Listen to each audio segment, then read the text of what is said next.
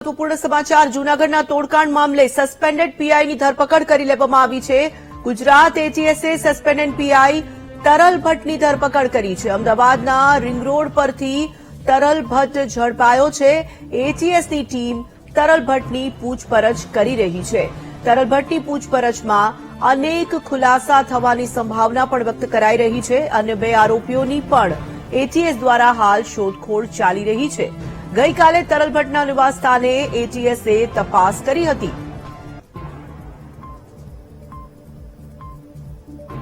તો suspended PI તરલ ભટ્ટની ધરપકડ કરી લેવામાં આવી છે। જૂનાગઢના તોડકાંડ મામલે સસ્પેન્ડેડ પીઆઈની ધરપકડ કરવાના મહત્વપૂર્ણ સમાચાર સામે આવી રહ્યા છે। તરલ ભટ્ટની પૂછપરછ કરવામાં આવી રહી છે। અનેક ખુલાસા થઈ શકે છે। અમદાવાદના રિંગ રોડ પરથી તરલ ભટ્ટને ઝડપી લેવામાં આવ્યો। એટીએસની ટીમ હાલ તો તરલ ભટ્ટની પૂછપરછ કરી રહી છે। તો આપને જણાવીએ કે આ તોડકાંડ મામલે તરલ ભટ્ટની ધરપકડ કરવામાં આવી છે। અન્ય બે આરોપીઓની પણ શોધખોળ એટીએસ દ્વારા હાલ તો ચલાવવામાં આવી રહી છે। તો સસ્પેન્ડેડ પીઆઈ તરલ ભટ્ટની ધરપકડના સમાચાર સામે આવી રહ્યા છે। જૂનાગઢના તોડકાંડ મામલે સસ્પેન્ડેડ પીઆઈની ધરપકડ અમદાવાદના રિંગ રોડ પરથી કરવામાં આવી છે। ઝડપાઈ ચૂક્યો છે તરલ ભટ્ટ અને હાલ તેની પૂછપરછ ચાલી રહી છે। જૂનાગઢના તોડકાંડ મામલે સસ્પેન્ડેડ પીઆઈની ધરપકડ કરવામાં આવી।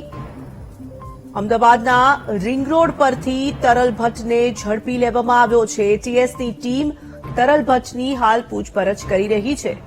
સંવાદદાતા અનિતા પટની ફોનલાઈન પર જોડાઈ ચૂક્યા છે। અનિતા, અમદાવાદના રિંગ રોડ પરથી સસ્પેન્ડેડ પીઆઈની ધરપકડ કરવામાં આવી, શું અપડેટ્સ છે આ સમગ્ર મામલે?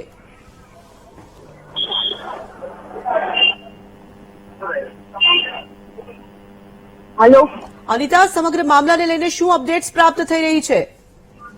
હજી ખાસ તો જે પ્રકારે હાલ તરલ ભટ્ટની જે ધરપકડને લઈને હાલ ખુલાસા સામે આવી રહ્યા છે। તરલ ભટ્ટ વિરુદ્ધ જે પ્રકારે તોડબાજીને લઈને આરોપ લગાવવામાં આવ્યો હતો, જૂનાગઢ ખાતે જયારે તરલ ભટ્ટ હતા ત્યારે સાયબર ક્રાઇમના પીઆઈ એમ ગોહિલ અને એસઆઈ દીપક જાની સાથે મળીને તેઓએ કેરાલના એક જે યુવક જે છે તેની પાસેથી પૈસા મંગાવ્યા હતા અને જેના કારણે તેમની વિરુદ્ધ ફરિયાદ પણ દાખલ કરવામાં આવી હતી। આ સમગ્ર કેસની તપાસ એટીએસ કરી રહી હતી ત્યારે તેમના નિવાસસ્થાને ગઈકાલે તપાસ પણ કરવામાં આવી હતી અને સર્ચ દરમિયાન તે પણ સામે આવ્યું હતું કે તેઓના નિવાસસ્થાને પરિવાર અને તેઓના જે અન્ય જે સભ્યો જે હતા, મિત્રો, તેઓની પૂછપરછ કરી હતી અને સોશિયલ મીડિયા પર સતત તેઓની પણ મોનિટરિંગ કરવામાં આવી રહી હતી।